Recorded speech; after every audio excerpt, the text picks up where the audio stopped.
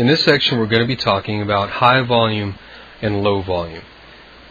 You see, the amount of volume is very important, but it's also very misunderstood when it comes to Forex traders. Now let me say right off the bat that in the Forex market we don't have what's called traded volume. What that means is I can't tell how many millions or billions of dollars have changed hands at any one market level. What I can see, however, is the activity. How many lots have changed hands?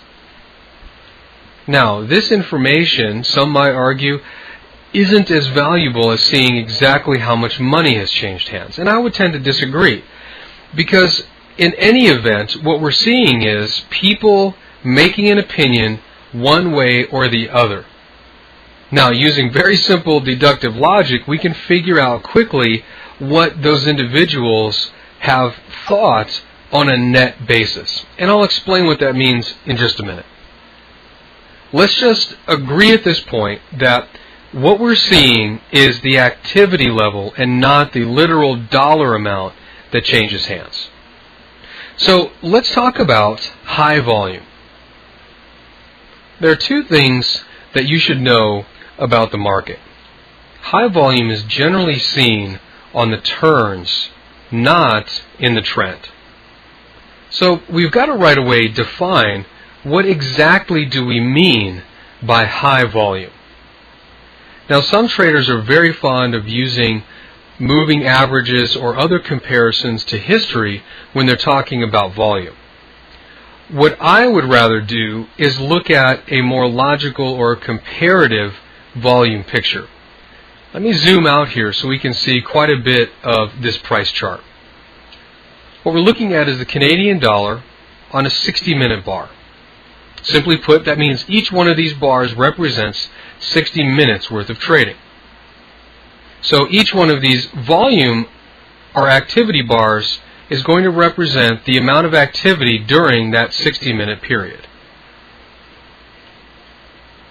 Now, by looking at the volume histogram area, that's this area down here at the bottom of the chart, I can see that there are a couple of different ranges that have applied during this very small trading period from the 7th to the 14th. I can see that there is what I would call the ultra-high area or the extreme area. Simply put, this area is very hard to get to. As you can see, there are only 1, 2, 3, 4 days that have actually touched this area or higher. The next area is what I would call the high volume area.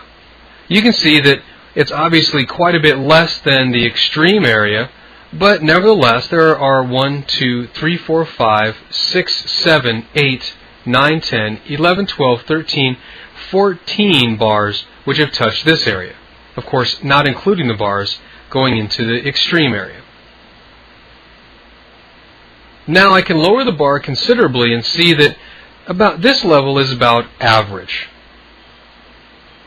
Simply put, I can see that virtually every bar on the chart contacts this line.